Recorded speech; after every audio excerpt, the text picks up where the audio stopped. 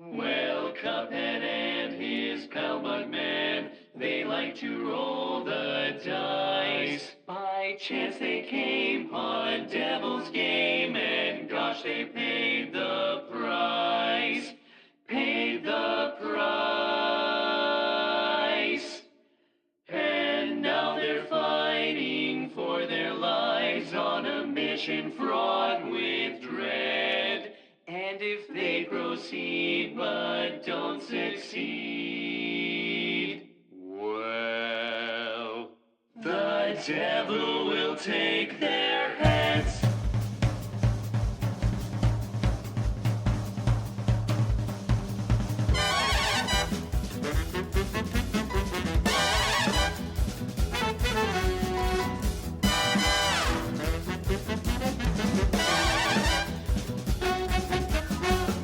Hello, my fellow Retrotopians, and welcome to episode 121 of the Retrotopia podcast, where we'll be talking about Cuphead.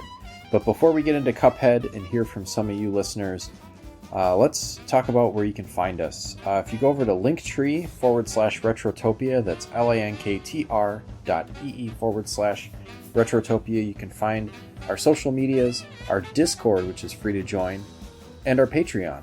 There's lots of goodies coming to the Patreon, so please, if you are interested, it is a $2 a month is all it takes to get in on the Patreon goodness. You get Quick Play, and you get New Game Plus. We got episodes coming soon for New Game Plus on Metroid Prime 4, Claire Obscure, I think that's how you say that one, the Expedition 33, the RPG that's taken the world by storm, and DK Bonanza, an episode coming from yours truly. And welcome to our newest patron, Mr. Joe Friga. Welcome. Thank you. And enjoy your shout out and enjoy the show. This show is for you. It's dedicated to Joe, our newest patron. And then merch. We got merch on the page too. I think you can get it either through TeePublic or through whatever. There's links, and we got a cool new Cool Borders mashup shirt, the shit borders. I'm going to get one. It looks pretty cool. Designed by Joe Fettuccini, not Joe Friga. We got another Joe. We should have more Joes. If your name is Joe, join our Discord. If your name isn't Joe, also join our Discord. But let's get to work. We have a lot of comments this week. For Cuphead, and for me. So let's get things started with our general comments and questions section, the culturally elegant 9-bit banter box.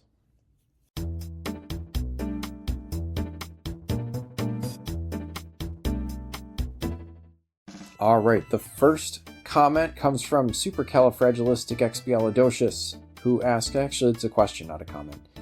Are you following the Winter Olympics? Which sport are you most interested in? Yes, I have been following. I'm a hockey fan, so I really like to follow the men's and women's hockey in the Olympics. I obviously go Team USA. That won't be popular with at least some of our listening base who live in Canada. But I also like following my favorite NHLers in international play. So there are several. Couple of the Ducks are playing for Team Czechia. There's Team Finland and Sweden have a few players that I like. So it's pretty cool just to see that. And they're back this year, the NHLers. I guess I hadn't really thought about this, but yeah, they haven't played in the last couple of Olympics. I think because of the NHLPA agreement, but don't quote me on that. I'm not 100% sure. And then Team USA have a handful of the women's Team USA have a handful of current and former UW Badgers, which I think is also very exciting, and they're fun to watch. They're currently tearing it up. Ski and snowboard events are also pretty cool, but I don't necessarily go out of my way to watch it. It's like if it's on, I'll watch it and it's fun. That downhill, was it downhill? Is it slalom? Or you have to? No, mogul is the one where you have to like bob back and forth through the gates or whatever with the bumps. It's like the downhill. I think it's just called downhill, where they go like fucking 100 miles an hour. That's nuts. Watched that last weekend, and that was fun. And also, I don't know why, but my two youngest girls got really into watching curling last weekend. So we were watching Team USA play South Korea in curling. I don't 100% understand how all of the ins and outs of curling works, but it's fascinating. It's just physics, right? But it's crazy. It does take so much skill. Like, you'd think it's it's just letting that stone go and sweeping or whatever, but they can't step on any of the other stones. So there's a lot of agility that goes into staying up and sweeping the right area and not running into anything else. And I don't know, it's pretty cool. So yeah, Olympics are neat. Brother Retro says, Saturday night Sam Master. I like that one. So in light of our new puppy, Little Samson, congratulations, by the way. Let's talk doggos. Yes, let's. What is your most and least favorite part of a new puppy? My favorite, of course, is the playful and loving energy, especially now getting a puppy with kids. It's been amazing to see him act like a toddler with a toddler. What do I hate? Oh boy, the sleepless nights of crate training, and this one has been stubborn, given he's a husky. I know he'll settle down soon, but this little dude is driving me bonkers. Yeah, most favorite, everything. I love puppies. They're goddamn cute. I'm gonna give a shout out to Puppy Breath. I don't know if you've noticed this, when you're, and it kind of goes away. When I got the Beagles, they didn't have their puppy breath for very long, but it's this very distinct little stink that comes out of their little mouths, and it's very, very cute. So I love Puppy Breath. Their little teeth are cute. I love playing with them and getting them to do little puppy barks, because they're they want to act like they're big dogs, but they're just little babies. Least favorite, I guess, house training. Though last with the Beagles, they were pretty good, and I found that if I kept up with just getting them outside a lot, which at the time I was still mostly working at home, so that made it a little bit easier, but getting them outside plenty, and then it wasn't too bad. Making sure they eat can be stressful, especially if they're not big fans of their food. And then initial vet bills suck, but it's all worth it. Thanks, that's a good question. I love a good dog question. All right, here's another dog question. Big Deal says, taking your current Beagles out of the situation, what fictional dog would you adopt and live with? Snoopy, probably. I mean, I'd just trade up for a different Beagle, I guess. Let's see. I like Snoopy's personality, but then also Scooby. Scooby would be a good one too. And sorry, those are probably pretty lame answers, but Scooby-Doo is he'd be such a good hang. I also really think Santa's Little Helper from The Simpsons is adorable, just because he's just this derpy, goofy-ass dog. Courage would be a good one. Well, he's always so scared of everything, but with good reason. So many good cartoon dogs. Oh, that's a good question too. Thank you. I think Snoopy for sure though. Hoolie's Handy Hacks says, Dear Sloppy Second Sam, what is a moment in video games that made you feel like a fucking badass? Alternatively, what's a moment in gaming that made you whimper like a wee lad suckling on his mother's teat? Teeth. Alright, badass. Definitely the game in question today, Cuphead. Finishing the fight with the devil is right up there. I've only done it twice in my entire life, but both times I was just fuck yes! It also felt good beating some of those final bosses when we played Dragon Quest III recently, because I struggled through some of that. And, leveling up and getting the right combination of spells and stuff on an RPG with a shitty final boss is just great feeling. Whimper, let's say some of the optional bosses in Final Fantasy games. I remember, I think the first time I beat Final Fantasy VII, I would just kind of continue to level up my characters and the materia and stuff, just as an idle thing to do. I wanted to play a video game, but I didn't want to start anything new. So I was just playing on in Final Fantasy VII, and I don't know that I necessarily knew about the weapons, like what are they, like Omega Weapon or Ruby Weapon or whatever. I'm mixing my Pokemon remakes with my Final Fantasy, but there's the weapons, right? I think I stumbled across one, either the one that's like on the mountain or under the water on accident, and just fucking kicked my ass, and I was like, I don't know if I ever beat any of those. Those are crazy. But yes, just generally like big ass Final Fantasy ass bosses are maybe Ansem from Kingdom Hearts we just talked about, that fucking weird thing. That did not belong in a Disney game. Good question. All right, Jam Sandwich Yoshi says, hello Jam Sam. Hello Jam Sandwich. Give me some random fun words, no context. All right, here you go. Squelch. Historiography. Tremolo. Onomatopoeia. Butthole. Alright, Sergeant Hombre says, Mr. Cheesehead, I was doing some research and saw Shenmue was insanely expensive. If you could get any game system or combo, what would it be? A game system combo. So a game and a system. I think mine would be the Game Boy Micro and Pokemon Emerald. It's so perfect to fit that little guy in your pocket and take it wherever you go. God damn it. If you didn't take like one of the best ones, just like one of the greatest Pokemon games and a micro version of the Game Boy. Those Game Boy Micros are rare. Let me just look that up quick. Sorry. Bear with me a moment. Game Boy Micro. I think I've only ever seen one in my entire life. It looks really fucking weird and like not anything that would be cool to play with. It looks lame. But if you've never seen one, it has like kind of a tiny screen. It's just like a tiny Game Boy Advance. They currently go for, they're not too bad. I mean, I'd probably rather have a full-size GBA, but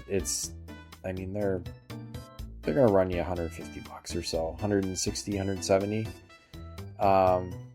depending. But yeah, Game Boy Micro and in a Pokemon game, top notch. Mine would be a Sega Saturn. Because I've never played one and I would like to, and I like Sega, and Dragon Force because it is a cool looking tactical RPG. There's a lot actually, just really neat looking RPGs and strategy RPGs for the Saturn. There were some cool games on that system, but I've not played almost any of them. But just kind of, if you want to learn about the Saturn, go over to Retro Hangover. Chris Copeland at Retro Hangover does a really great Sega Saturn series. You have to be a patron over there but that's worth it. That's worth the juice is worth the squeeze, I would say. But yeah, he has a really cool Sega Saturn series called Io Saturnalia. He does good work over there. Let's see. Philip Mouth with Farts says, if you ever this is all right, I'm going to do my best with this one. You ever got into a side quest that doesn't seem to go anywhere? Like I remember a side quest where I caught the ferry over to Shelbyville. I needed a new heel for my shoe, so I decided to go over to Morganville, which is what they called Shelbyville in those days. So I tied an onion to my belt, which was the style at the time. Now, to take the ferry costs a nickel, and in those days nickels had pictures of bumblebees on them. Give me 5 bees for a quarter, you'd say. Now where were we? Oh yeah, the important thing was that I had an onion on my belt, which was the style at the time. They didn't have white onions because of the war. The only thing you can get were those big yellow ones. Excellent. Nice work. Actually, my daughter really likes that. My oldest daughter really likes that episode, and that Grandpa Simpson bit is just, she's always the onion on the belt style at the time. She'll whip that out every now and then, and it's just cracks me up. All right, Logan, aka Unbuckled Cape, from the Unbuckled Comics and Youthful Faith podcast, says, "You ever think, oh, I gotta think of something to send in, but you don't want to be dumb and generic? That's me every week, and I spend all week occasionally thinking of something to tell or ask, and then I forget to do it. Last week I wanted to write in about Kingdom Hearts and ask if the Switch version would be worth it because I've always wanted to play a mainline one, and how Chain of Memories is my only exposure to said franchise. Didn't happen though, so this week I'm dropping in to say hello. Hello. Well, hello. Wow, you only played Chain of Memories. I wonder how confusing that was with story or whatever. That's the GBA one, I think, right? Well, I will still answer your question because I didn't get any Kingdom Hearts questions. I wasn't on the intro last week, and I'm assuming you've listened maybe to the Kingdom Hearts episode by now. I give a resounding yes to getting the remastered Kingdom Hearts 1 and 2 on Switch or Steam or whatever console you want to play on. It's definitely worth it. I think it improves a lot of the problems the original game has, and it's pretty dang good. I had to give it a few tries, but Kingdom Hearts, I think Kingdom Hearts is all right. All right. Thank you all for the questions and the 9-bit banter box. Let's move on to our game segment. Choose one, lose one.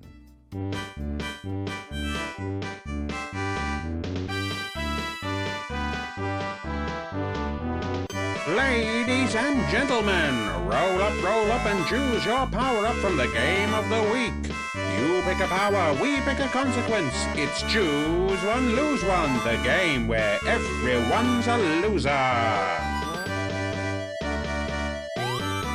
All right, our first submission to Choose One, Lose One this week comes from Old Man Gamer, who says, I would like to get head by a cup.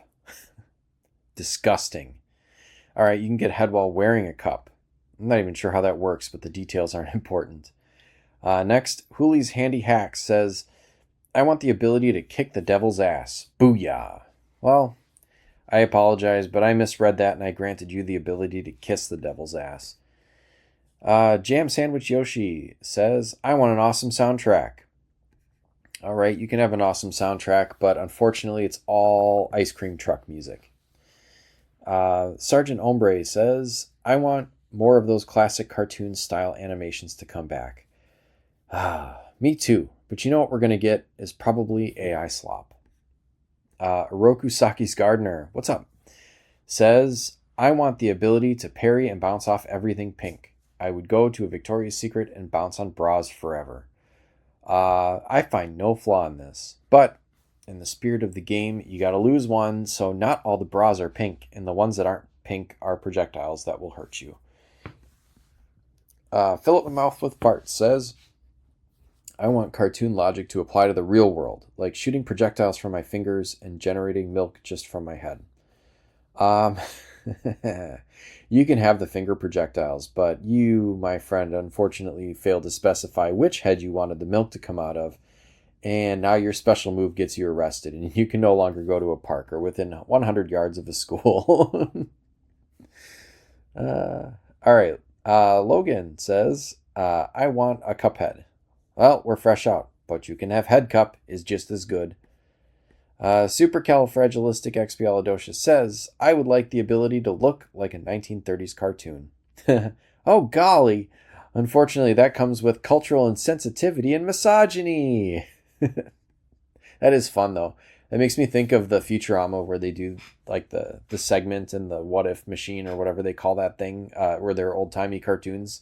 That'd be kind of fun. We should do like a mashup of old-timey, the hosts of Retrotopia as old-timey cartoons.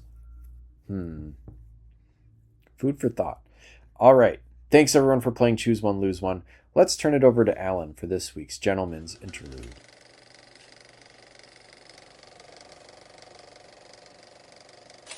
All right, pal, pull up a chair and let me tell you about a little number called Cuphead. This ain't your soft hand-holding Sunday stroll through the park. Nah, this game's a straight-up shakedown wrapped in rubber hose cartoons and big band swagger. Cuphead was cooked up by a couple of brothers, Chad and Jared Moldenhauer, real ambitious types, who started their joint studio MDHR up in Oakville, Ontario. Small Canadian outfit founded in 2013.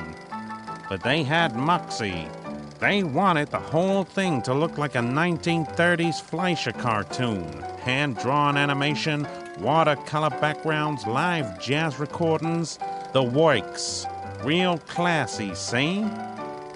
The game finally hit the streets on September 29, 2017 for Windows and Xbox One.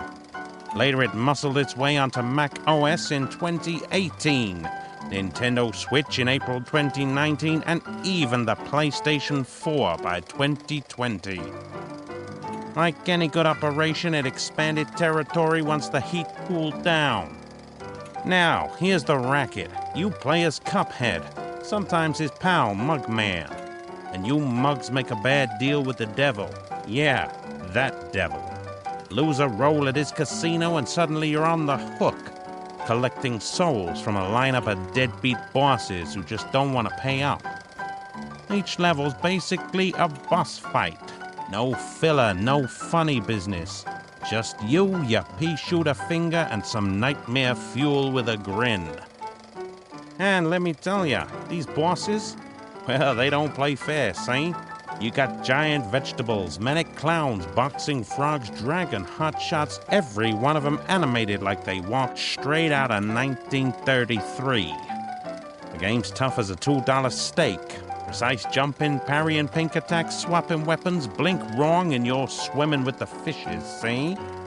But that's the charm, see? It's brutal, but it's beautiful. Every frame's hand-drawn, inked, and painted. The soundtrack swings harder than a nightclub on payday. When you finally knock out a boss, you feel like you just took over the whole borough. Then, in June 30th, 2022, Studio MDHR dropped the delicious last course. New island, new bosses, and a new playable dame named Miss Chalice. Classy addition to the family. So yeah, Cuphead. It's style, it's sweat, it's a high-stakes gamble. And brother, the house don't go easy on nobody. All right, Alan, thanks for that wonderful and enlightening gentleman's interlude. Now, on to some of your comments on the game this week, which is, of course, Cuphead. And we've got a few comments this week. First from Brother Retro, who says, I love this game. I love this game. Emphasis is not mine. It was in regular case and then in caps. Lowercase, not regular case. It hits all the right spots and makes this retro run and gun lover very, very happy. I had a glorious time 100%ing this when it dropped, and I'm definitely overdue for another run. Can't wait to hear the gang's thoughts. Excellent. Hopefully, I'm sure it'll make you want to play it. I'm kind of itching to play it now that I'm kind of talking about it again. Hoolie's Handy Hack says, someday I will finish this masterpiece of a game. I believe I made it to the third aisle before giving up. Oh, dude. Come on, continue on. You can do it. Jam Sandwich Yoshi says, well, Cuphead and his pal Mugman, they like to roll the dice. By chance they come on Devil's Game, and gosh, they paid the price. Paid the price. And now they're fighting for their lives on a mission filled with dread, and if they proceed and don't succeed, well, the devil will take their heads. I got this from memory. Perfect. Yeah, that's my spoken word interpretation of the little song they sing on the title screen. All right, Philip My Mouth with Fart says, oh man, this game. I got through it, beat the devil, but I'm not sure of the cost to my soul. Great game, tight controls, and absolutely fair play. I'm looking forward to hearing your thoughts on it. Yeah, it really does. I'm sure, we talk a little bit about heart rates, and it would be really kind of interesting to, put on a heart rate monitor. If you have a smartwatch, check your heart rate while you're playing some of these levels. Man. And our last comment comes from Logan, who says, I don't prefer gunplay. FPS, action, rail, or run and gun. I'm typically not good at it. I don't choose smash fighters if their main way of combat is projectiles. Sword over hand-to-hand, over getting along, over gunplay. Are you saying that your preference is sword combat first, okay, then hand-to-hand, then before you would pick up a gun, you would just choose to get along with your opponent? If that's what you meant by that, that is perfect. All right, back to Logan's comment. This is the number one reason I never attempted a Metroid game until November last year, but damn it all if Cuphead hasn't intrigued me for years upon years. I've beaten Hollow Knight, hard game, right? And Metroid Dread, tough game, right? Can I take on Cuphead? Is it worth throwing away my Batman-ish no guns rule? Yes.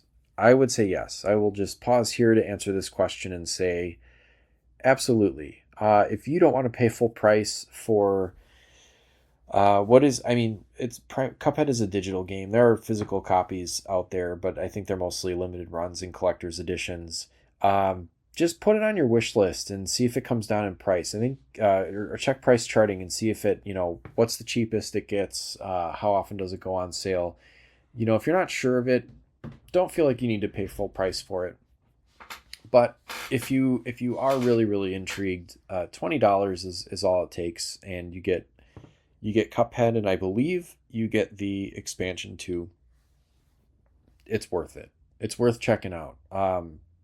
I mentioned it in the show, a little bit of a spoiler. I don't typically go for these games either, but this is one of my favorite games of all time. So I would say definitely worth it if you want to give it a try, or if you're at least only a little bit intrigued, just give it a try. All right, so you know what? Let's hear what we had to say about Cuphead. Released in 2017, developed and published by Studio MDHR, platforms PC originally back in 2017, but now it's on just about everything. Let's get to it.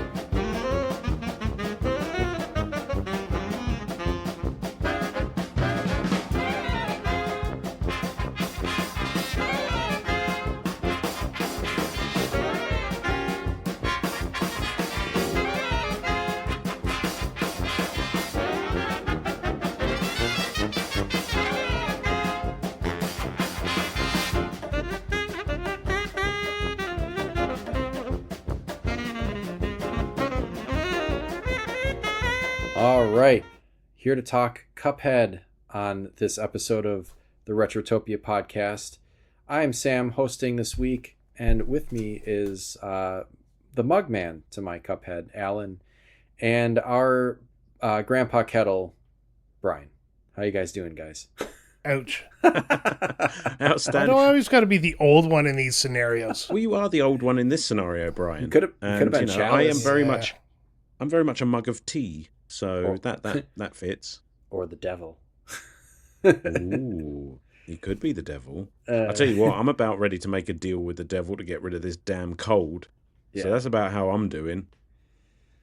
What if they sent you on just like a boring ass list of like soul contracts that you had to collect to get rid of your cold? It wasn't fun or charming. Yeah. If it's as difficult as the ones in this game, I think I'll just stick with the sore throat. Thank you very much. You see that guy taking a dump in the tube station? You collect his soul for me, and then I got another one for you. Come back. Gross. That'd be a good time. I'd do it. I'm Ginger. I steal souls anyways. Yeah, absolutely. Yeah, make sure you video call them first. How about you, Sam? How are you doing? Oh, I'm doing just great. We're already off to a good start. I had a fantastic day today, so I'm happy to talk Cuphead. Let's leave it at that. So relatively recent game. I mean, I technically not 10 years old yet, but we don't care. We'll talk about whatever. We're kind of breaking the rules here a bit. No, there are no rules. We talk about whatever the fuck we want. So take that. Yeah. Logic. Cuphead. 2017 is when it was released, September, and it started out as as a PC and Xbox game, and then made its way onto other consoles. The Switch as of 2019, etc., etc. What is your history with this, if you have any? Did you guys play this much before playing it for the show here? My history with this is mostly knowing about it and admiring the fact that they hand drew the entire game in that, I guess, like 1920s, 1930 cartoon style. Yeah. So I've been wanting to play this game for a long time. It's always been in my wish list. I just was waiting for it to come down on a good sale. but it always hovers around $20, and I finally said, well, fuck it, I'm gonna have to buy it at $20. So if it goes down below that anytime soon, you're welcome. $20 is a steal for something that's this good. I'm just gonna put it all out there. What about you, Alan? Did you have much? I think I actually got it on sale for significantly less than £20. So I'm going to thank you for that, Brian, because that's on you. Same. Well, I mean, £20 is like 400 Canadian. Right. I can't sit here and do the exchange rate right now. I was just doing it for a bit. Pretty much the same as Brian, if I'm honest. This is a game that you can't help but have heard of. It made significant waves when it came out, and I always thought, wow, I mean, that literally just looks like a cartoon. What a cool looking game. And then I heard about the notorious difficulty, and it was just one of those that was just like, maybe someday. I don't know if I'm ready for that kind of challenge. And then you forced our hands. Yeah, I guess no choice. But no prior experience. Yeah, none, huh? Yeah, I played this. Gosh, what would it have been? Maybe 3-4 years ago for the first time, and it was one of those things where I wanted to try it because, like you said, the art style, the people were. I mean, we'll talk about the music is fucking phenomenal. Everything about this game is incredible. And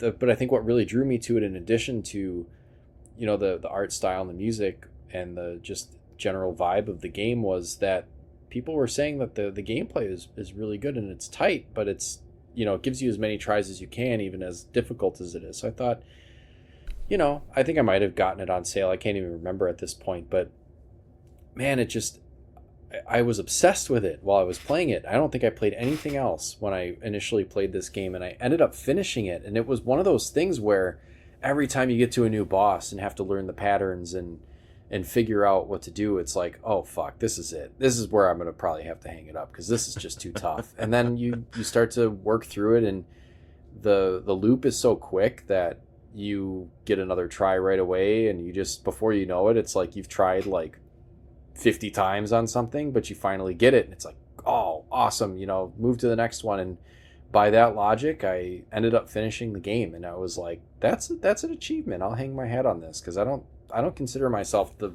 most skilled gamer for sure, but man, if I can beat this, I think I could take on pretty much anything, is how I feel sometimes. Go back and finish Animaniacs properly.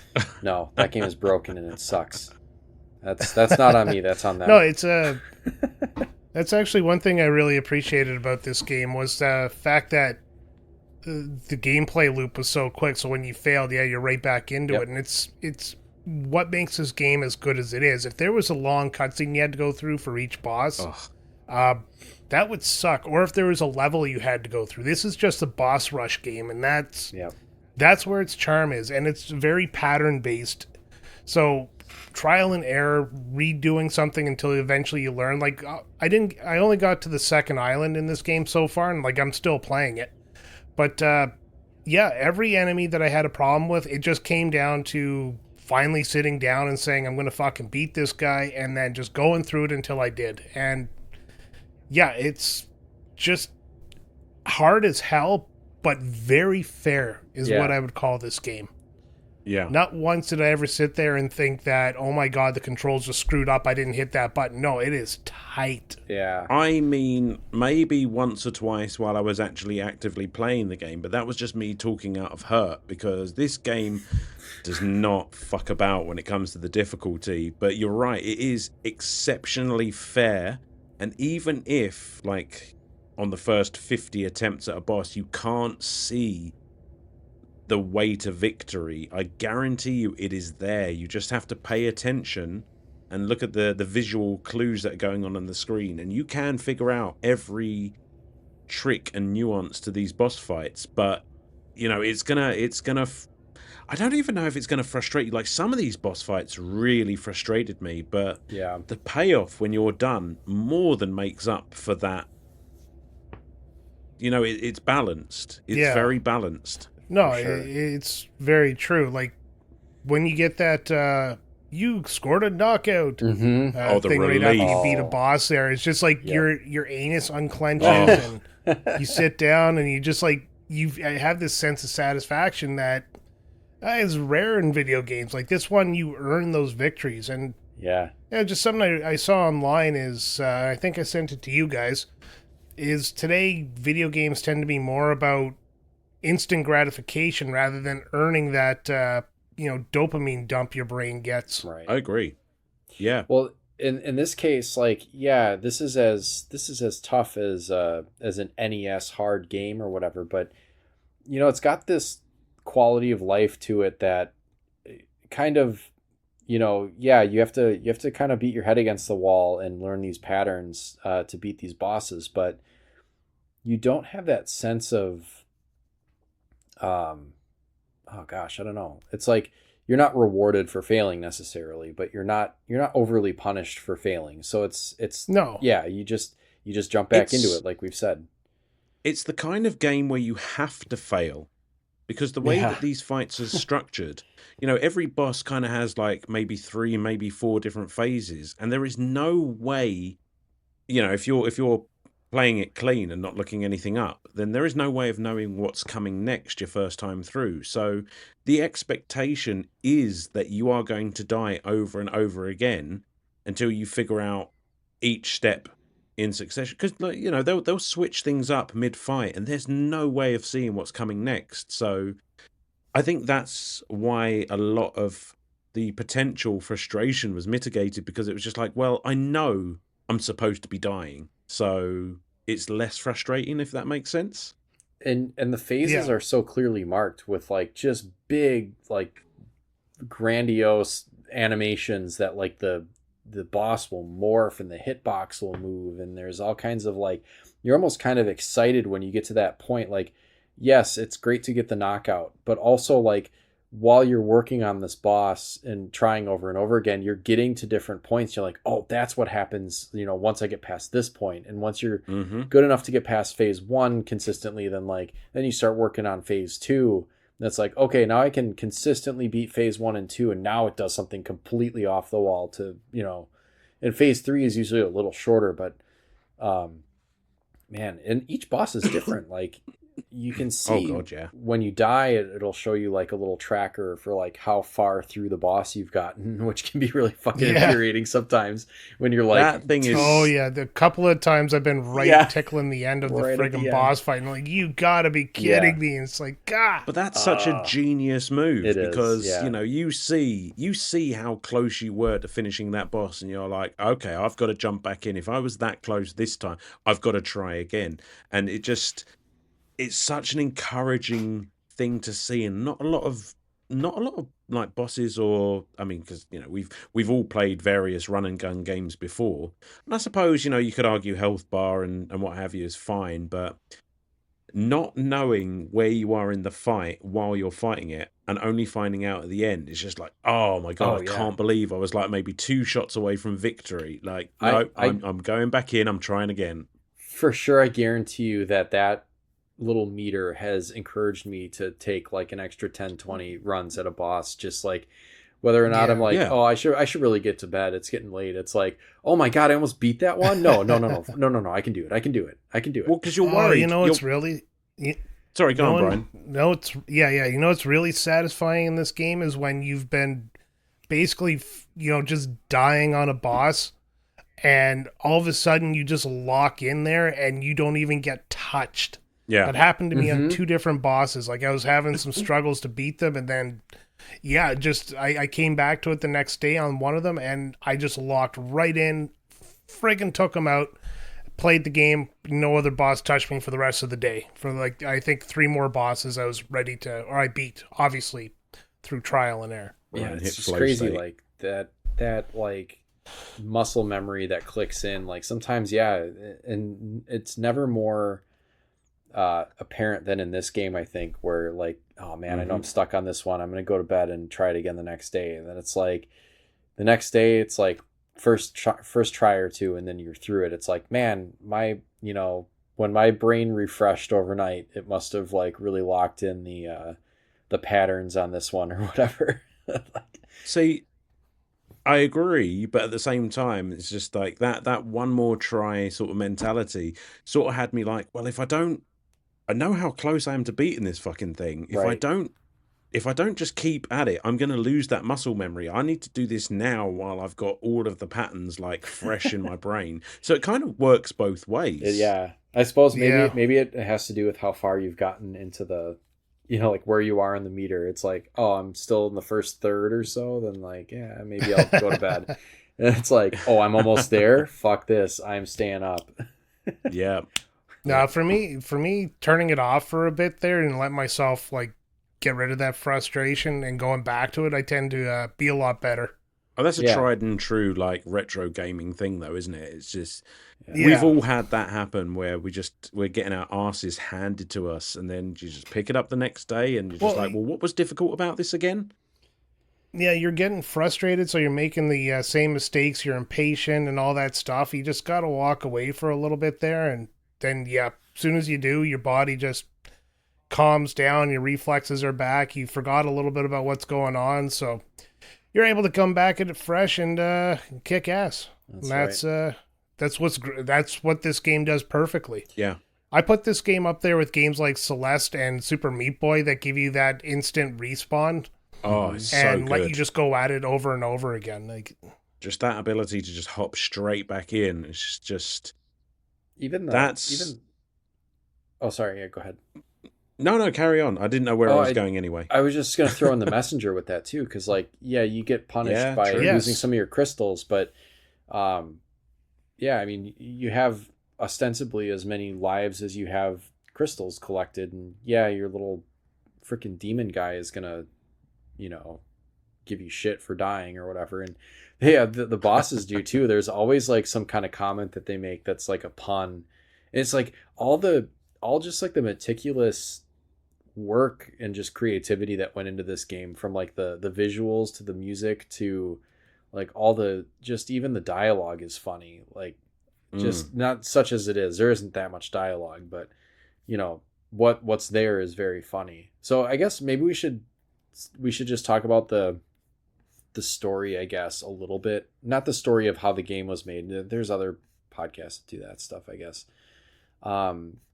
So you guess. I guess, yeah. Actually, if you want a recommendation for that, there was they're called Nerd of Mouth now, but I listened to when they were Wizard and the Bruiser, they did an episode on like the making of Cuphead that was really interesting. So cool. I guess if you're interested in that, that's kind of cool.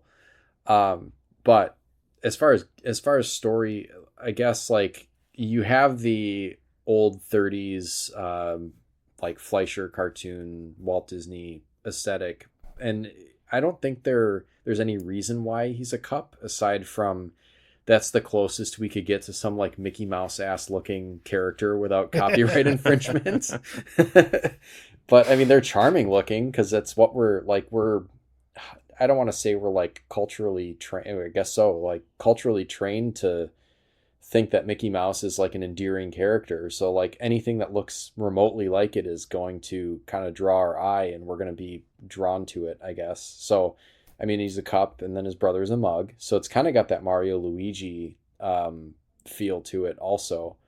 But they, I guess, got into some... were they at the carnival? And then they ended up gambling a little bit more than they could pay for. And so the devil makes them kind of sign a contract to collect souls for him. And... I mean, that's kind of it. And that's what all the bosses are. So when you're beating a boss, you're collecting their soul contract, and that's what you get when you pass the level. And that's kind of it. In a sort of a nutshell, way I guess. to pay off their debt to the devil who owns the casino. Yeah. I was just Yep. thinking while you were talking there. I mean, Cuphead and Mugman, are they just kind of like modern day mascot Yeah. characters? It's just like you don't really Kind of. see that anymore, but they're pretty iconic now. I mean, Yeah, and that's taking it back to the roots of the old days where series or cartoons lived and died off of their main characters like Bugs Bunny or Mickey Mouse, and then Sure. all the side characters. Yeah. yeah, So it's just, it's really refreshing to see them actually do that callback right to the old style of cartoons. Yeah. But yeah, I mean, I've no idea why they're mugs and cups and what have you, but they're so well designed. Yeah, they really Like are. aesthetically, they just really they pop, and it's just like, wow, I don't know what this is all about, but that character looks fun. Like, I want to play this game. Yeah, it feels like an old Mickey Mouse cartoon. It really does. And like, Yeah. there's Well, that's what we didn't mention Chalice either. That's the female character that actually she's a bigger part of the DLC, but there are some I don't know if you call them like bonus stages or whatever, where you have to rescue Chalice or something in the mausoleum because she's dead or something. I don't know. It's really weird, but like it's kind of morbid that she's dead, and then you have to parry off of these ghosts. But that's another character, I guess. No, it's a well-designed cast, that's for sure. I like the overlay they have on the screen when you're playing, like that film grainy look there, where it really does look like it belongs out of the old black and white Radiation King TV. Yeah, it does. Yeah, a little touch that they just didn't need it, but really sells that 20 or 30s like visual flair. All the audio has Really a crackle too. Like you get the whole thing, like the amount of details or the amount they paid attention to the details of this game is impressive. It is. And do you know what? I would really love to have been in the planning room when they were coming up with the ideas for this game, because, you know, the main characters, I bet you. It lives and dies on its bosses as well, and every single one of them is just so unique and so fucking weird. Like, there is some weird shit in this game, and I'm just like, how the fuck did you come up, not only just the bosses themselves, but all of their different phases and what have you? And it's crazy. I mean, the first boss, I mean, for you can choose kind of which one you want to do, but I guess the first one that I guess is considered probably the easiest is that vegetable patch where you're fighting the root pack. The root pack. Yeah. Like the carrot that comes out, like the onion cries, which is hilarious, and that's what can hurt you. The carrot comes out, and for some reason it's like a psychic carrot, like has like mind powers to shoot carrots at you. Like, what? Why not? It's just all the drugs. Man. All the drugs. Yeah, it is kind of trippy when you think about it. Like, what? Oh, man, the like you said, the planning sessions must have been a fucking blast to just like, hey, like, come up with we need like 5 bosses for this stage, and just to have all of them be so unique and just goofy. Like there's those frogs. There's that. I was going to say goo. The frogs. I was literally yeah, and they're boxers for some reason. Like, oh man, like I guess we'll say like the game itself is you're on an island, so you're in Inkwell Island, which is fun because it's like an inkwell, like drawing or whatever. So you're on Inkwell Island 1 is I guess what would be considered the quote unquote easier bosses, and then there's Inkwell 2, but then Inkwell 2 is divided up into 2 sections where one's like a carnival. And then you go through a tunnel, and then the second section of Inkwell Island 2 is like a city. So there's like, I mean, thematically, there's some carnival themed bosses, and then there's some very, like big city themed bosses that are kind of fun. So it's just like the way the game progresses thematically and then also in difficulty is insane. Just, yeah, I don't know where else I was going with that. It's definitely in difficulty. Cool. Yeah, definitely difficulty. There are some bosses here that just will have you tearing your hair out. Did you guys have a favorite, either difficulty-wise or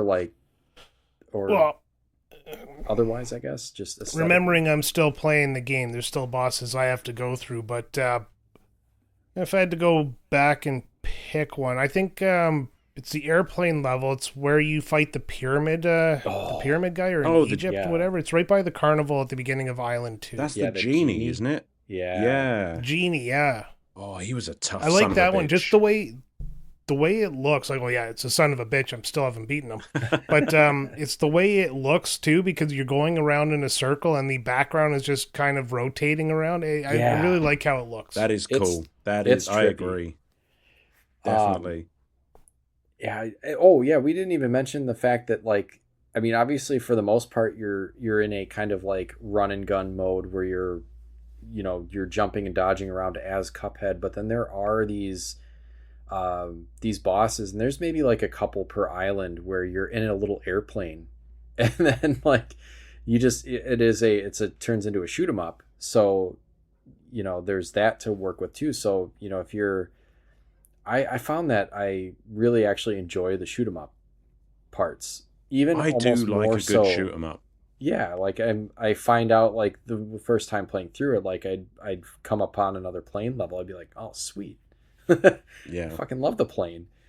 Although I have to admit that Yeah, it's not too bad. that was my like first big difficulty spike with the Zeppelin, The Zeppelin one, Hildeberg. yeah. Yeah, Hildeberg, and just yeah. like, because up until that point I was just like, okay, like I can see that this is tricky, but I'm generally having a good time. And then I got to that thing, I was like, that's the first point where I was just like, oh, okay, I see what all the fuss is about here. She definitely fed me my lunch like multiple times, and that is where I started to learn, okay, I need to look for patterns, I need to lock in, because this is fucking ridiculous. That's one of the last bosses on Inkwell 1, and that's one of the ones where they really kind of go for broke, as far as like this is what the visual language of the game can tell you, where she actually uses like different zodiac signs, and it kind of telegraphs her attacks.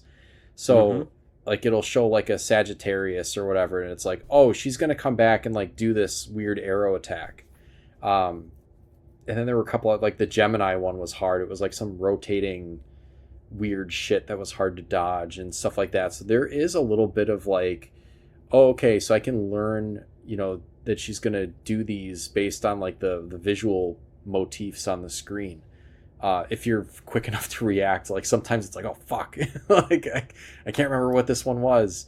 And then also another thing that boss does is in the third stage, it just goes like absolutely ape shit, where like she turns into that giant moon, and then there's like so much fucking bullshit going on the screen. It's like, holy shit. I mean, there's like vertical stuff that you have to dodge, and then she's like, if you're not paying attention to that, you might be getting hit by like an array of like little projectiles that are being fired around the screen. It's like when it comes to that stuff, there's like less places on the screen that you can be and more places on the screen that you can't be, if that makes any sense. Like so much stuff out there that can hurt you, and it's just like a dance of like maintaining your position where you can actually not be hit, and then also trying to like get off as many shots as possible. Just fucking nuts. It's just a case of like holding That's down where that the fire homing button gun comes in. Oh, that homing gun was my best friend. Oh yeah, I love that one. Yep. You just hold down the button, and all you have to worry about is dodging. And frankly, it's okay, it's weaker than the gun that you start off with. No, I say gun, the finger that you start off with, because that's how it's magic basically that they've been given to fight things.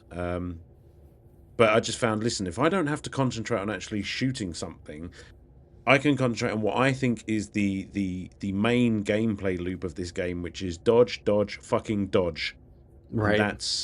And let everything else just take care of itself. And parry, yeah, the pink whatevers. Literally every boss has a different pink thing that you can jump and basically double jump to parry, and that will build up your special meter, which always comes in handy. Yeah, and the first time I played through this game, I really had trouble getting that timing down for the parry mechanic. When you're flying, you can parry pretty easily because you're already in the air, like you're just kind of floating your character around. It does take a little bit of practice to like jump and do this parry, because you get a little bit of a boost by doing a successful parry, but the parry motion itself does not give you any extra height or anything. It's just like a very, very slight animation of like the straw on top of Cuphead's head turning into like a hand to slap.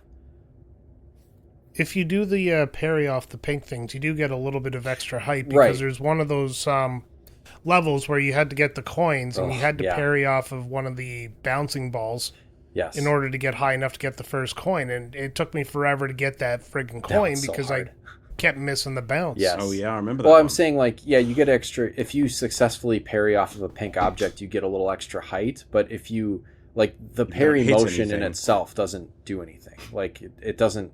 Oh, It's not okay. a true double jump like some. I don't know. I can't. I'm hard pressed to think of an example where it's an actual double jump in a different game. But it makes me think of Alan. You know, like Sonic 3 or Sonic and Knuckles, where they introduced that like. If you hit the jump button again, Sonic does that little like The shield, flash attack, I guess. It's kind of like that. Yeah. There is a very slight delay to it because it is an animation, but again, that's not a Right. fault. That's by design. Like, you have to time this thing perfectly. Like you have to do everything else in this game is time it perfectly. So I haven't got a problem with that. But it's Yeah. it is definitely something that you want to keep an eye on because, again, that special meter that you can build up. Like, did you guys have a favorite special that you could use? Because when you build that thing up, you I get... rarely used them. I kept forgetting about Oh them. yeah. Oh, I needed them. I needed them to get through many. I mean, often that was the Hail Mary that just ended the fight when I Exactly. needed it most. You have to be strategic too, because both with the parrying, because sometimes you'd see something pink and it's like, man, do I try to go out of my way to try to parry that thing, or is it not worth it? Like, there's a risk reward thing that happens like in a split second in your brain. Like, I could go for that, but I've been burned in the past. Like, sometimes you do have to kind of like put your neck out there to get a parry, or Am I going down a blind alley by following that thing? right, or even to use your special, because there is the special, which is like a mega, just like one mega beam, like, or not even a mega beam, but like a big shot. And then there's the mega beam that like he just turns on his side and just like pours out just like a beam across most of the screen. But the thing is there's still so much flying around the screen that once you come out of that animation, like as soon as you come out of it, you're fair game. And so you're not able to control yourself while you're kind of unleashing your attack.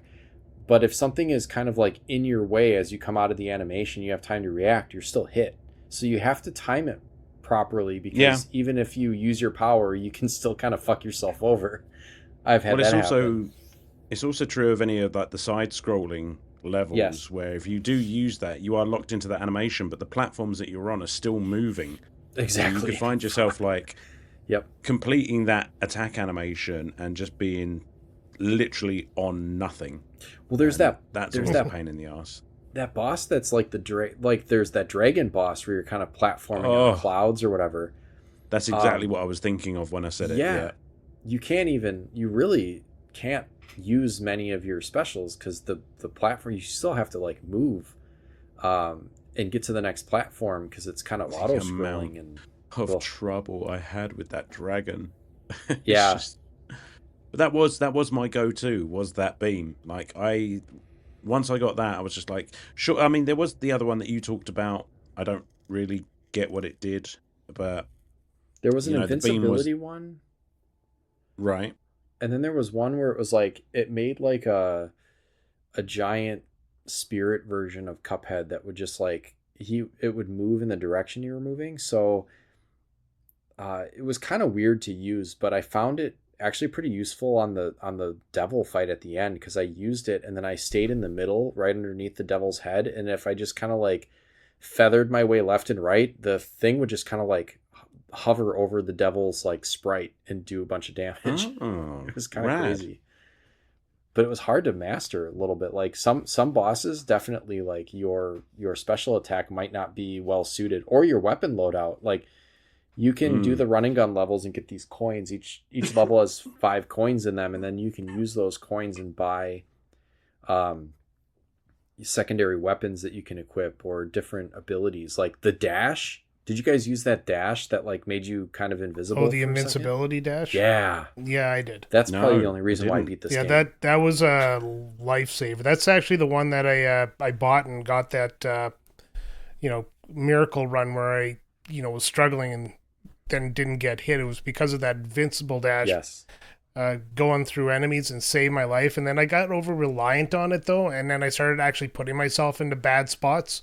And just like you guys said, when you come out of your dash or your whatever, you're at your fair game, and that's what kept happening to me. So I had to actually turn it off and Oh, really? Yeah. go back to regular dashing, just because I was too reliant on it, and I was just screwing up way too much. I think that really helped me in a couple of fights where, like, I don't know if I would have. I mean, eventually I would have probably figured them out, but just having that split second where he fully disappears from the screen and then reappears on the other side, like, really helps you get around stuff that's like, basically a wall coming at you, for lack of a better term. They're like the devil does that fucking stupid attack where it covers the bottom of the screen with that like snake. I don't know if I would have been able to time that right otherwise without the invincibility dash. See, I never used that because I think it took the same slot as I think what I used was I think it gave me an extra life, basically an extra heart or whatever it was, like an extra hit point basically. Yeah, did you know that actually? I used that one. Then that reduces your attack power by a little bit, which is crazy. It's like, we'll give you the heart, but then you're not gonna which is like damage. I don't hate that. It's just like, okay, yeah, fair enough. Like, I am giving myself an advantage on one front, but I'm gonna have to try and keep those hearts for a little bit longer. So it's just like that's fair. Like, that is, I can get on board with that. Yeah, it's man, there's so much. It's funny. It's like it is a pretty simple concept of, like, obviously the bosses are very elaborate and do different attacks, but like from the player's perspective, there is a lot of mix and match of just like you have two weapons that you can attack. You can use. Usually it's like the pea shooter. I really like the crack shot, but there's basically two weapons. You can have a secondary and a primary, and then an ability, and then on top of that there is a super ability. So there's like three different things that you can equip, but then there's within that there's several possibilities. So there is a lot that you can customize to play the way that you want and something that works for you. So I appreciated that too. Yeah, because everyone's going to have a different play style in some of these absolute bullet hells. So it's nice to be able to experiment and figure out what works for your particular play style. Yeah. What? Shoot, wait. I was. Oh, go ahead. Sorry. I was just going to say I was stuck with the spread gun for the longest time because I couldn't find money. Oh, I didn't rate that. It had no range. No, it didn't. That was. But it was the spread gun, and I was just like, yeah. I was like, this is perfect because the spread gun lets me, hit a wider area, and I suck with aiming. And then, I got that, and for the longest time, for 4 bosses, I had to use that, and then finally I did one of the levels, got some more coins, and then got the homing one, and my life just completely changed, and all of a sudden, boss fights just seem a little bit easier for the next few. Yeah, it's that homing one. It's that Gunstar Heroes thing, isn't it? It's just like, as soon as you get the homing thing, you're in good shape. The funny thing about the spread gun is like, oh, you are not getting the Contra spread gun. That spread gun is overpowered. You are getting, I guess it is kind of a true shotgun style because I guess like if you can hit at close range, but then of course the kind of trade-off is that you have to be close to the boss or whatever you're shooting at, and so you have less time to react. But I guess like if you can crowd in and get as many of those spread shots on the hitbox of the boss as you can, like you are doing a fair amount of damage. So I mean that's kind of the trade-off, I guess. Yeah, but I like the spread gun too. Yeah. I found that I was if I was like kind of hitting a wall or I was not having success with a certain, I would change my loadout sometimes.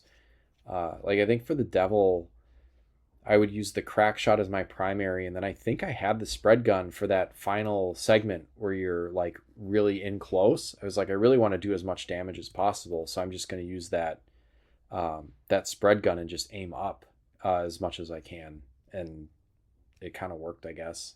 Well, I beat it, so I guess it worked, but it definitely worked. Yeah. I think the only other weapon that I experimented with was it the lobber? Oh because yeah, that yeah, came in that came in very handy for like getting things, especially on something like the dragon, which like if you hit the projectiles he's throwing out, it's going to spit extra projectiles in every direction. I was just like, well, I don't want that, but if I can get right. a shot over them, then that's a good time. That sort of helps with that a little bit. But otherwise, it was literally just the homing gun all the time, because I could just hold it down and then just worry about everything Yep, else, and it would often like shoot things that I didn't realize were coming at me. And exactly. I needed all the help I could get. So There was one more. I mean, there might be more, but the only other weapon that I can think of is the one that shoots only backwards. Um, is that maybe the lob shot? No, no. There's one that Yeah, the lob shot. is that the. There was Wait, one that only backwards. there I was don't one know that about there was that. one that only curves Oh, the backwards. roundabout. Roundabout. That's the one. Yeah, The that one. roundabout. Yeah. The trade off on that one was that it does a lot of it does it. I supposedly is the most powerful weapon, but only fires behind you. So like that's the problem is that like you have to turn yourself away from the boss, and that makes things difficult. You're basically playing backwards, which is really tough, because that's obviously you want to face whichever way you're shooting usually. So I that's could just a see weird how one. that could be useful though. Like if you think about what was the bakery, the baker Yes. lady boss when she's Yeah. chasing you down at the end. If I had something that fired behind me and all I needed to do was like worry about going forward, I could see how that could be incredibly useful. I think I used the homing one for that. That one took me a while. That was a tough one. Oh yeah. Oh, Oh fuck. yeah. Um, oh yeah. Well, I guess we didn't go all the way around the horn on what our favorite bosses were. Brian, yours so far is the genie. Alan, what do you So got? far, What? yeah. Yeah. What was your not just difficulty wise, but just like overall? I guess like look and whatever. What was your Oh favorite? God. I mean, there's so many to choose from. I think. I mean, I do want to bring up difficulty wise because I think you have to with this game. It's just like Mm-hmm. if I could give a couple of the ones that really gave me grief. I mean, Beppy the clown, Oh, that fantastically fucker. designed boss, but there is so much going on in there, and that thing just that had me questioning sort of whether or not I wanted to complete this game. Yes. And um, what else? The dragon. Yeah, what was the grim matchstick? That was Yeah, another grim one. matchstick. Yep. That fucking bee was Oh, fucking ridiculous. hell. Yeah, in the city there's like it's like I can't remember why exactly they are newspaper reporters, but it's like a that's why this is so clever is like um it's a bunch of bees and they are in like a skyscraper tower that is a honeycomb, but it's a newspaper office for some reason. Yeah, Yeah, but the bees are coming home and they're looking completely dejected I know. because they're like tired and shit. I they've love had a long those. day at the It's Yeah. office. Yeah, those bees that are just like yeah, it's schlepping home. hilarious. Yeah, those are great.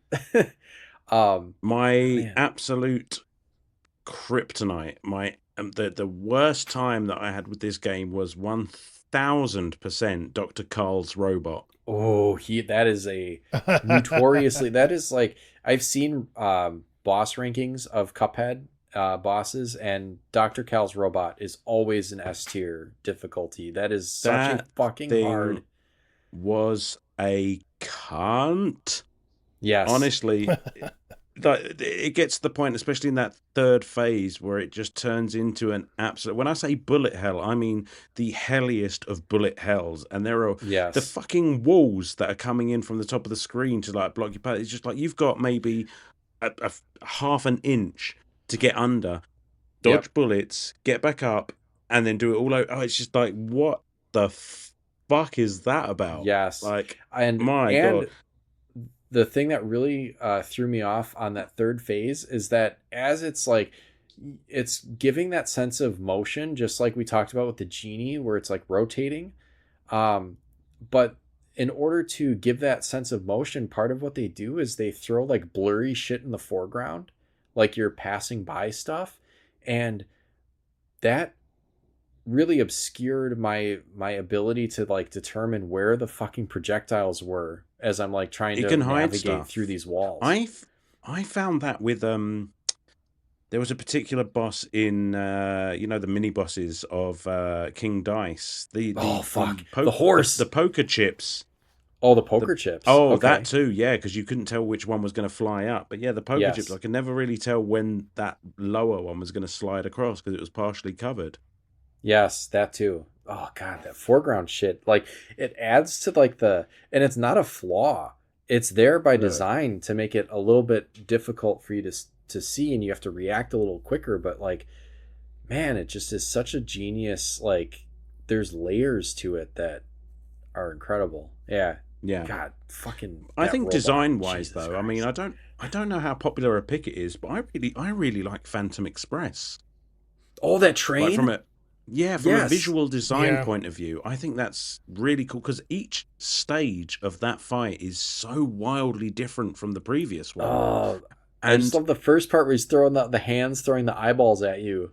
yeah, and what's really interesting there is that they weaponize your beloved pink things. So Yes. those things can fall down and hit because you're on one of those.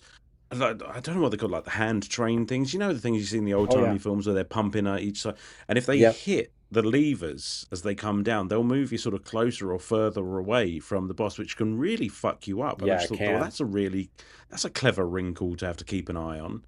Yeah, and to move it back, you have to parry on the switch. That's right. And I just found it a really interesting and like well structured fight, as well as just looking really fucking cool. Yeah, jeez, so many good ones. Gosh, now I'm trying to like think about what I like. Definitely the robot is just like if you could beat that robot, you can for sure beat the game. Like that's nothing gave me more trouble than that on the way like to the end game. One of the ones that I really liked was that bird. I can't remember what the bird's name was, but it's another flying level. But like you, excuse me. Hold on, you end up. I've got it here. I think you end up like killing it, and it's in a coffin. Like Wally Warbles. Yeah. Yes. Oh no, he's on the like the stretcher. Yes, he's on the stretcher. That was it. Yeah. He comes back and he's all pissed off on the stretcher, and you have to like drop bombs. There's a, they don't have the same customization for the plane, but the plane had like the pea shooter, and then you could flip to kind of a lob shot where it would just arc down, but those little bombs did a lot more damage, and that was that was really helpful for like when the enemy was like not in your direct path to where you can get in front of it. It was helpful to drop those bombs down. So that was where that was really useful. And then also when we were talking about the kind of bullet hell with that robot, it also has the ability instead of the dash in the plane, you have the ability to like make it micro, like make a little tiny plane. That was awesome because first of all, it was adorable.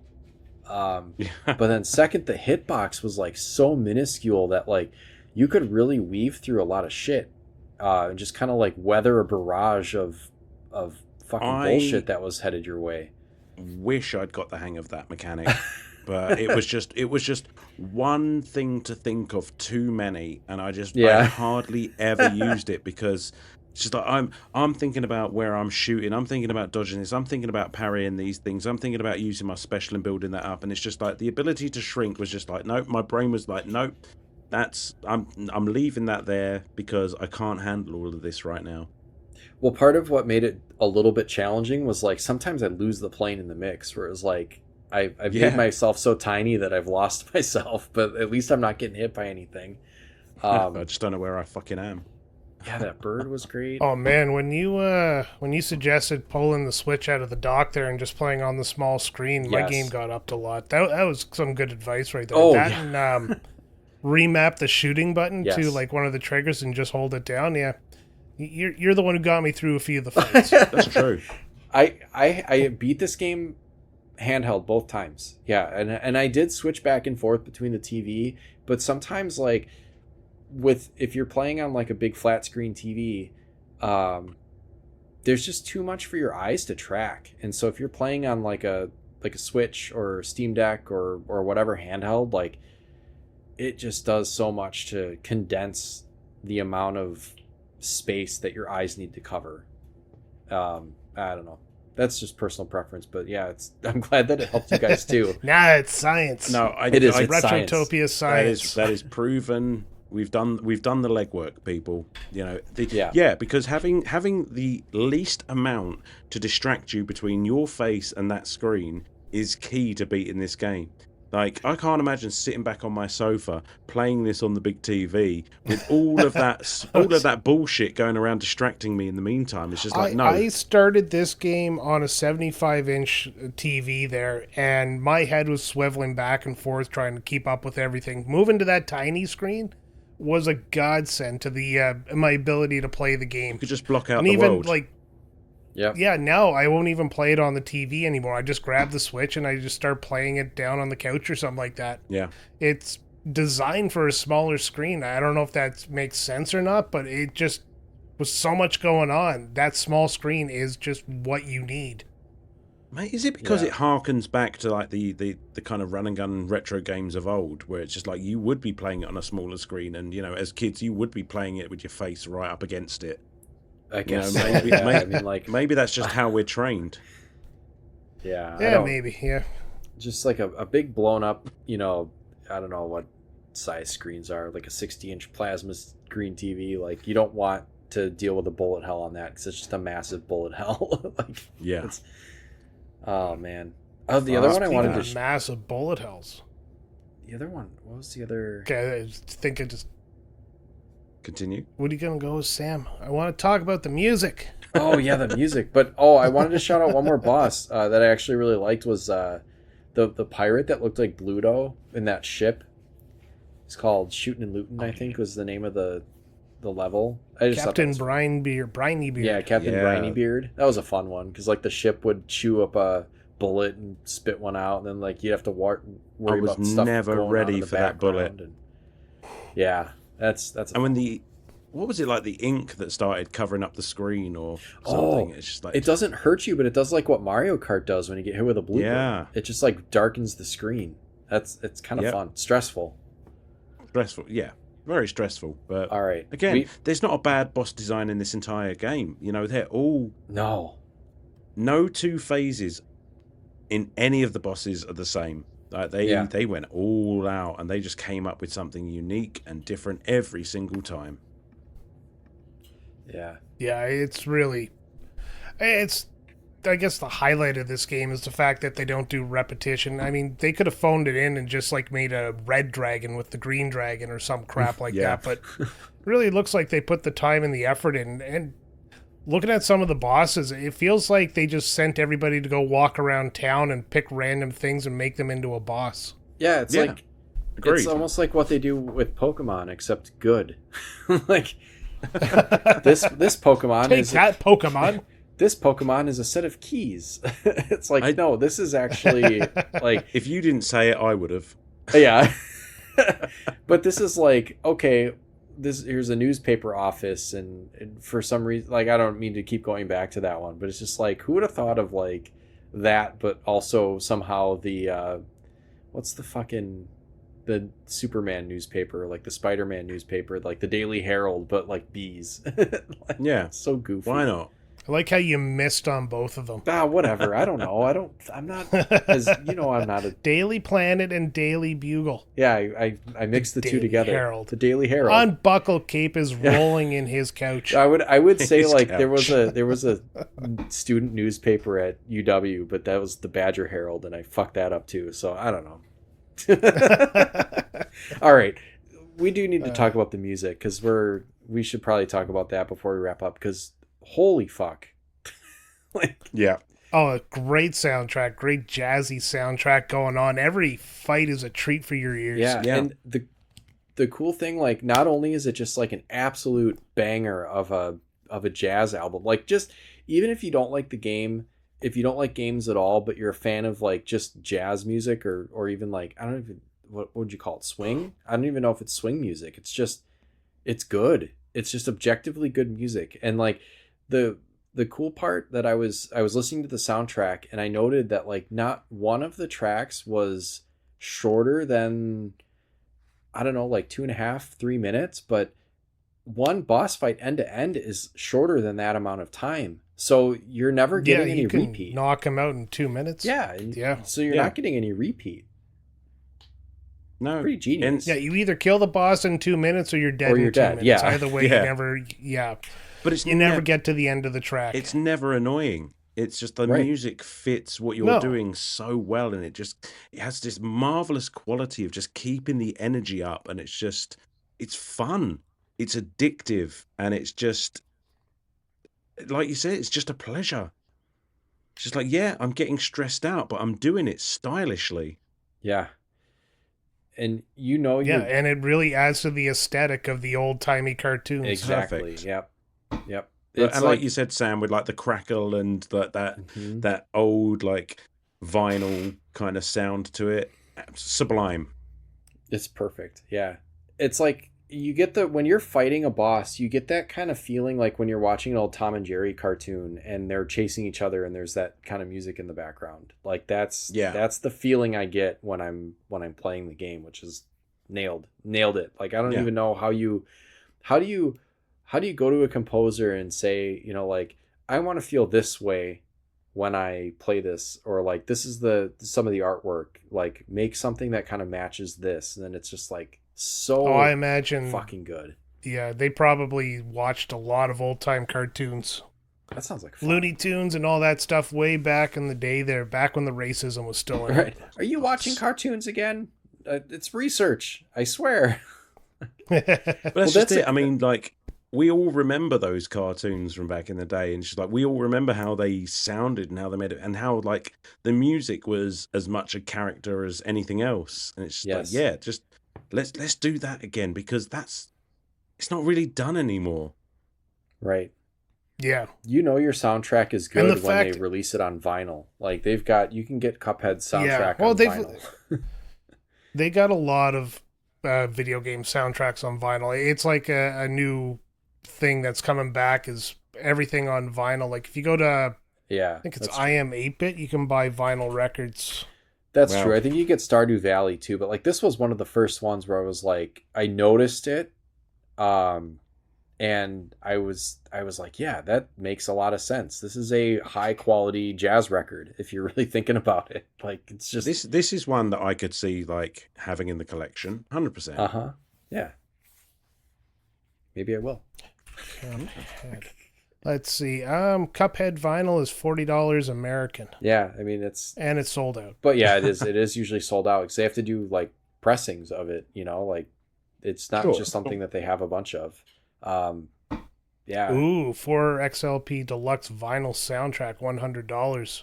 Well, that's the thing is there's also the DLC. So I haven't played much of the DLC yet, but I do want to go back to it after playing through the base game again. But it's more, and they do introduce like another character you can play as Chalice, and I think there's maybe some more weapons and mechanics, but it's like more of just this goodness where they've come up with all kinds of additional wacky designs and characters and music and everything. It's just like they've just continued it on, and it looks phenomenal.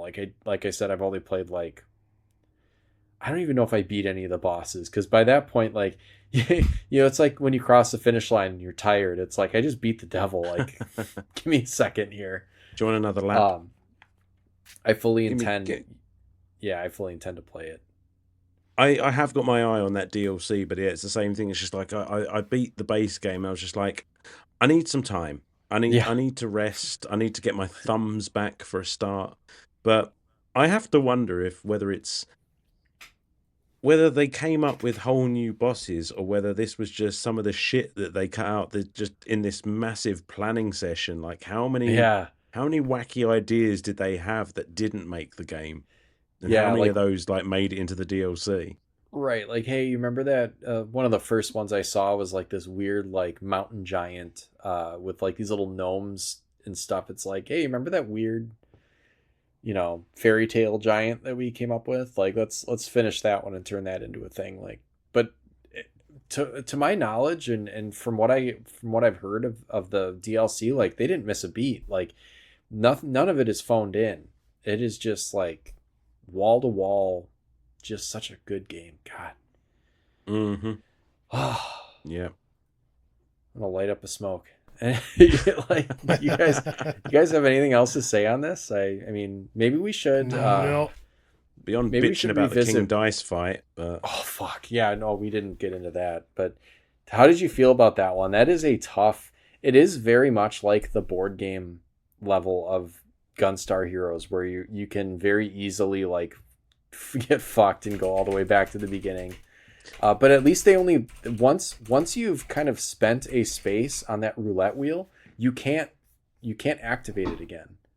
So no, there is that. And I think I didn't love it. If there's one slight on the game, it's the same complaint that I had with Gunstar Heroes. It just kind of ground everything to a halt, and it's just like you get to King Dice and you've got barely any health left, because the idea of this game is just to get to that last stage with as much hit points as you can. Mm-hmm. And it's just like if you ended up getting killed on King Dice, and you will, because you have to do that awful parrying over the cards bullshit, which is fun in theory, but is very difficult. What Having to go makes back that and challenging is that the pink cards are spaced out differently each time he flips his cards sometimes across. you have to dash and Mm-hmm. 100%. And it's just like having to go back and fight all of these bosses that I already know I can beat just to get another crack at King Dice. It's just like, I like that you've done something different. It just didn't quite land for me. It is a steep hill to climb. It is. Yeah. I can't give Gunstar Hero shit for that and not give Right. Cuphead shit for it, if that makes sense. Do you know, it wouldn't be fair. The only thing I would say is a little bit better on King Dice versus that board game level on Gunstar Heroes is that if you I don't know, it is kind of a skill thing, but and I was kind of sometimes good at it, sometimes not. You can time it so that you get favorable dice, because it's only 1, 2, or 3 spaces you can. I had to. That's the only way I got through it, is just planning that shit out. But there were some sometimes bosses just like, I don't want to fight. I don't want to fight that. There's no way I can get through that monkey with the symbols. There's no way I'm not losing half of my health on that thing. Oh, actually, I did have to fight that. So I think the time that I ended up actually beating King Dice this time around, I fucked up and I went all the way through, and then I went all the way back to the start and had to fight a couple more bosses on my way back up.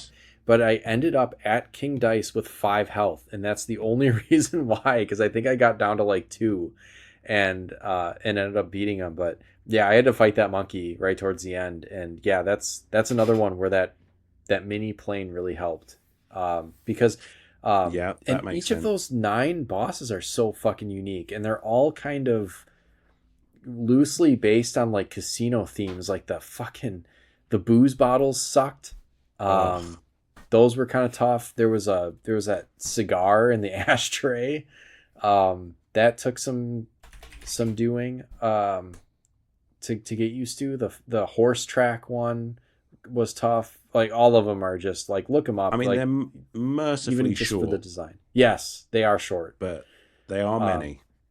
And you can get bonus hit points if you land in the right spots. So that's where I ended up with 5 hit points right at the end. True. Although those hit points move around, so if there was one that was on a platform that was just like, I know that boss is bullshit and I'm going to lose that hit point as soon as I've got it, it's just like, it ain't worth it. I'm just going straight past that thing.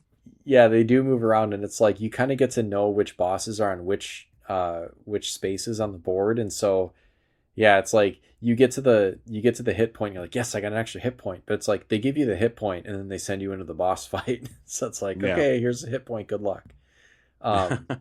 Yeah, there's always with this game, there's a give and take where it's like, yeah, you can have this, but we're going to take that. That's tough. That is such a vicious, just concept to deal with. And like, nothing is given here. No, but that monkey is very funny. well balanced. Yeah, it is well balanced. that monkey is funny too, because you have to, and sometimes like I'd let my like between like loading screens and stuff, I kind of like let my eyes relax. And if I kind of fucked it up, like I wouldn't see the cards before they flip. It's like a game of Old Maid that you have to play by pairing on these cards and matching them. And that's the only time that you can attack the monkey is if you've made a match. Which took me so long to figure out. It's such I'm embarrassed how long it took me to figure that out.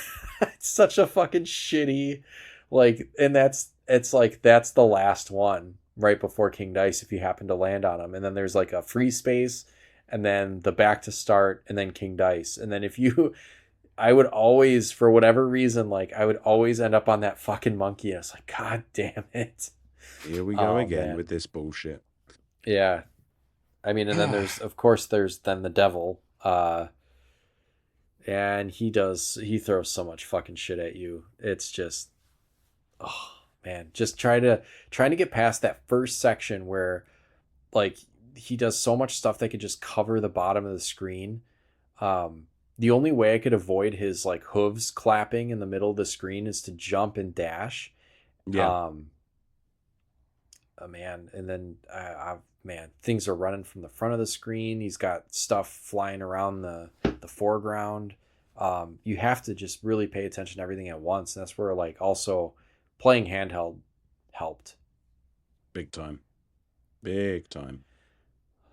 Man, how good did that final knockout feel though? Oh, I'm good too. Like, it's just such a victory moment. It's just so satisfying. Yeah, for sure. I was like, and there were even moments playing this playthrough where I was like, do I really need to play it through again? Like I already beat it once. I can hang my hat on that. Like I'm good. Do I need to go through the stress? But it's like, it's so much fun that I was just like, hell yeah, I do.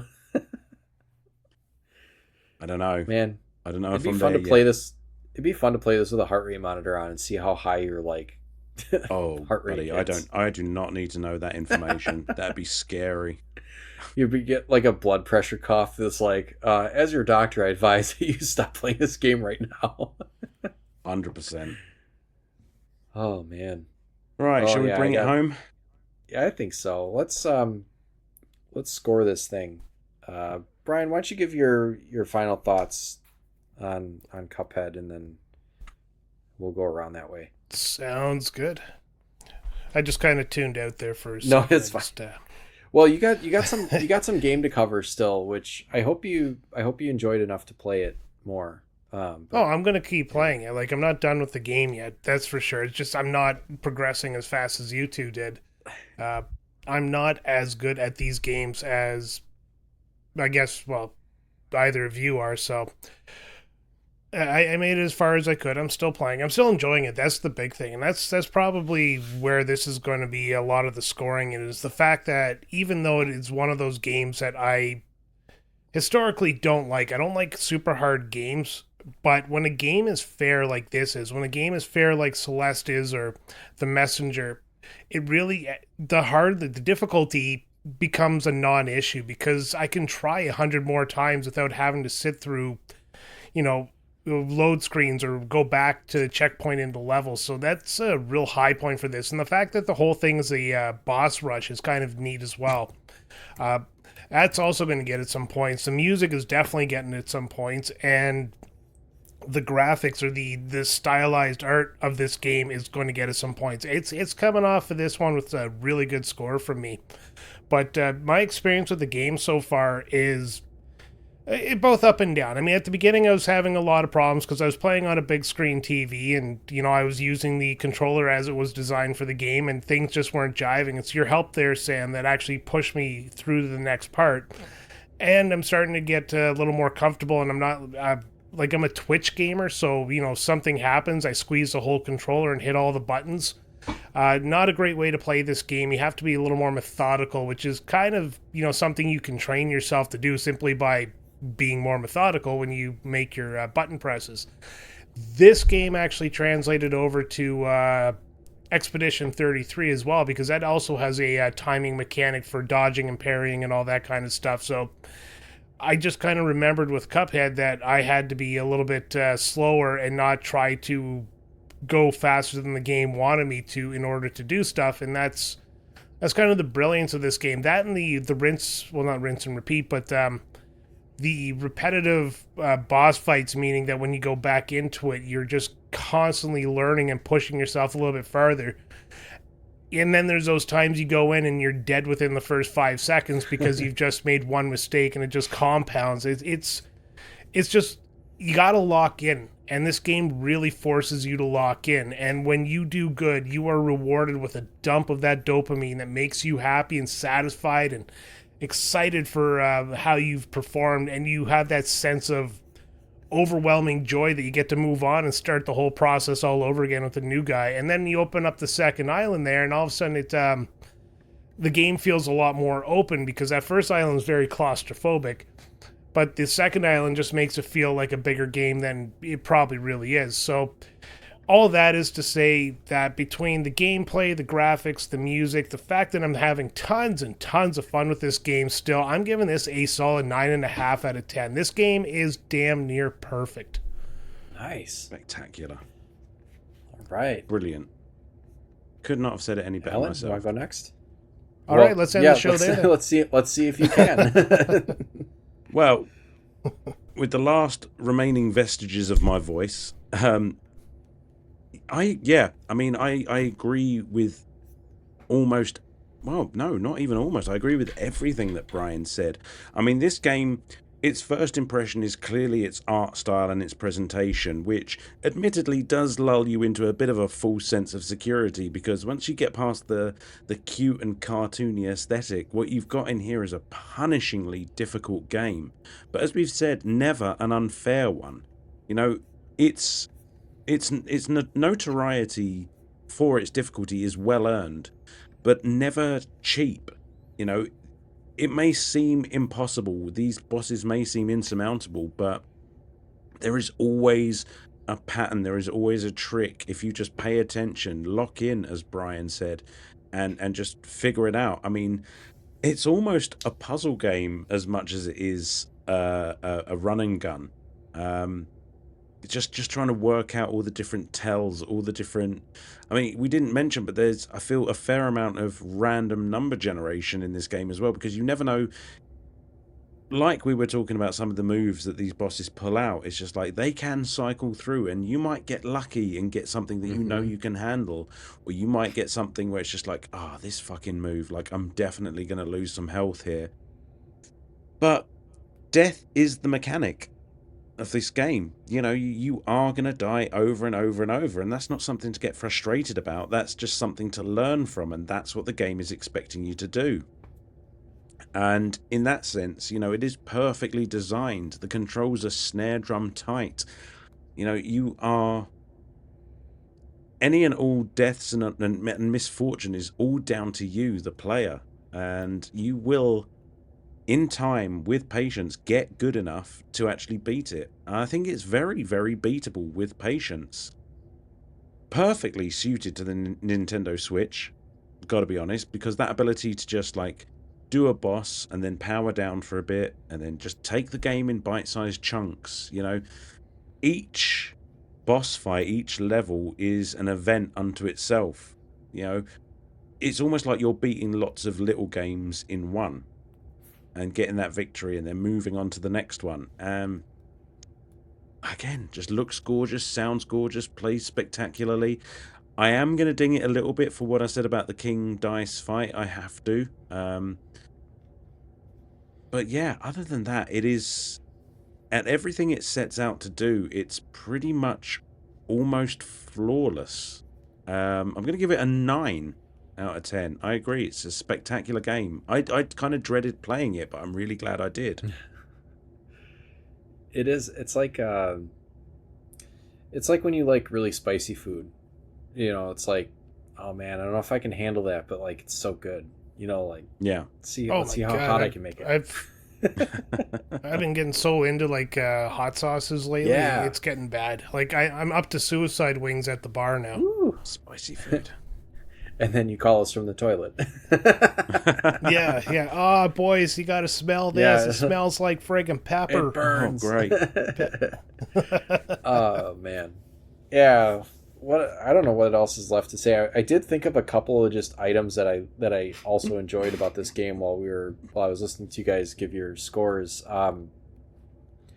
Speaking of scores, every time you beat a boss, and I don't know if it does it on the run and gun levels too, but you get a report card basically of how you did, and a lot of times it is like that. Devil May Cry did this. If you listen to that episode, like one of those, like, hey, C's get degrees. Like, I don't give a shit. I passed this level and I'm through. But sometimes, you do kind of surprise yourself, like, oh fuck, like I got an A on that one. Like, hey, that's pretty cool. Like, it's just like a little extra. Like, if you already had the knockout dopamine hit by passing the level, it's like, whoa, not only did I beat that one, I got a pretty good score on it. So there's that. There's also a fountain in Inkwell Isle 2 where you can go and find out how many times you've died. Oh yeah. Oh yeah. I think I died well over 500 times.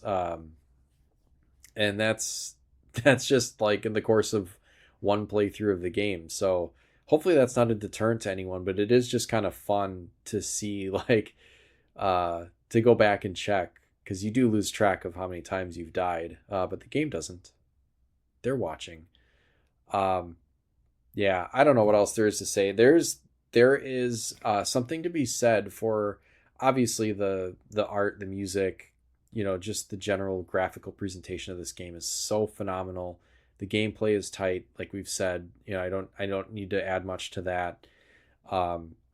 But this type of game, or a game of this difficulty where you're having to make these split-second reactions, is not something that I really prefer.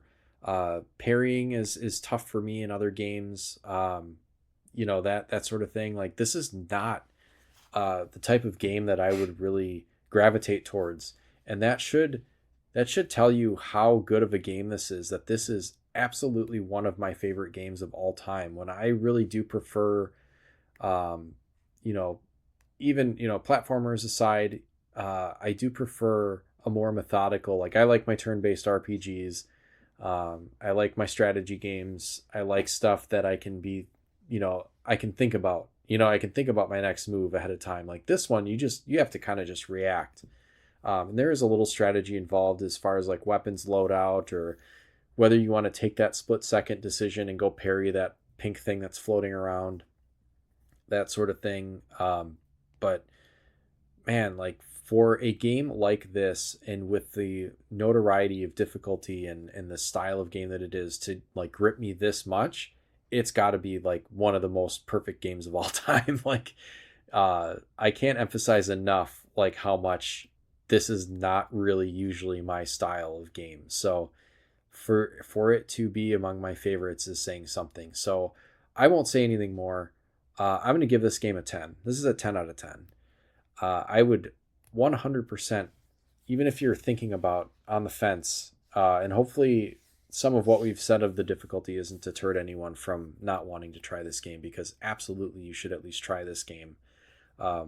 Price point is relatively low. I would say like $20 is more bang for your buck than you're going to get for most games on the market that are $20. And I think there's physical copies, but for the most part, I think they're collector's editions and stuff. So it's mostly a digital game. It is such a good game. It really is one of the most perfect games I've ever played, just front to back, top to bottom. There's replay value. I mean, we didn't really mention that, but like there is once you beat the game, there is an even higher difficulty level, which just means that the projectiles they shoot at you come much faster. I think I played the vegetable patch one at the higher difficulty and beat that, and just was like, you get a little gold flag on the map when you beat it, and it's just like, oh no, this is a slippery slope. That's going to be a no from me, Sam. I'm going to chase that dragon now. I'm going to be like down the Cuphead rabbit hole trying to get every gold flag. But yeah, no, I probably won't. But man, I was like tempted for a second to just run the table back and just go for it again. But 10 out of I 10. had Or you gotta any... do like the people on YouTube there, S rank every fight without being hit. Oh, Jesus Christ. Yeah, there are people that can do that. It's just insane.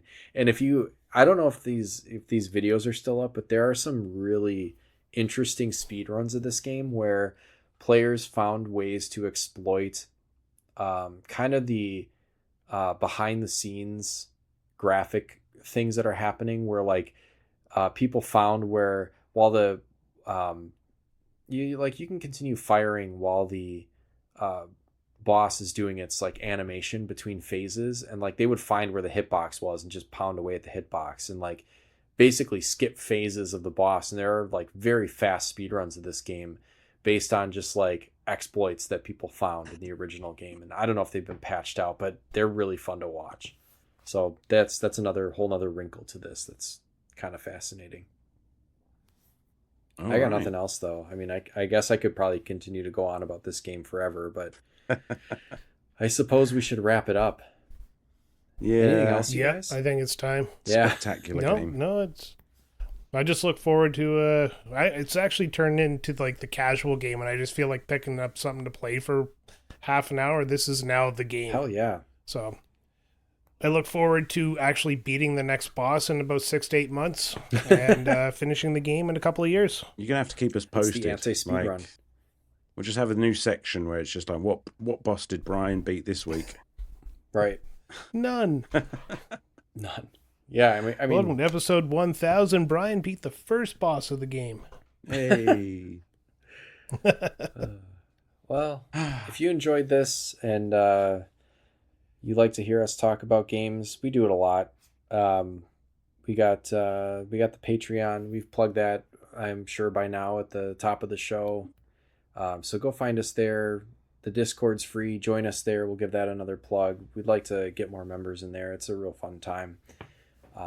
Anything else before we go? No, if you want a fancy Retrotopia t-shirt, check out retrotopia.dashery.com, where Joe, of all people, has provided us with our newest design, which is based off of the Cool Borders logo. I can't wait to get mine. I'm going to get a tie-dye one. It's so rad. And all of this can be found for the low, low price of your immortal soul.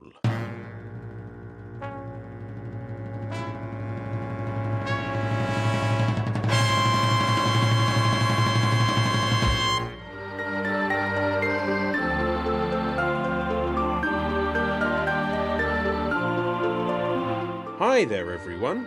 We here at Retrotopia couldn't do what we do without the support of our Patreons. And to that effect, we would like to shout out our heroes at the hero tier. So a huge Retrotopia thank you from all of the hosts here to Andrew Wright, Wildcard, Unbuckled Cape, Makeshift Money, Sergeant Ombre, Randy Berridge, BCOS19, J Nasty 15, Chris Kaplane, Jack Datchler, Sir Busts-A-Lot, Big Kid 782, Super Dave, Big Brown Dog, Studstill Smash, Fallen Snow Kiku, Radmac, Calin Hygus, Old Man Gamer, Raging Demon, Radioactive Hooli, Blue Shell Discharge, The Big Deal, Dylan Jacobson, Game Genius, H, Brother Retro, Shane's World, Ovindley, Brian Spritzer. So thanks as always for your support, guys. It truly means the world to us and means we can keep doing this little thing that we love so much. Game on.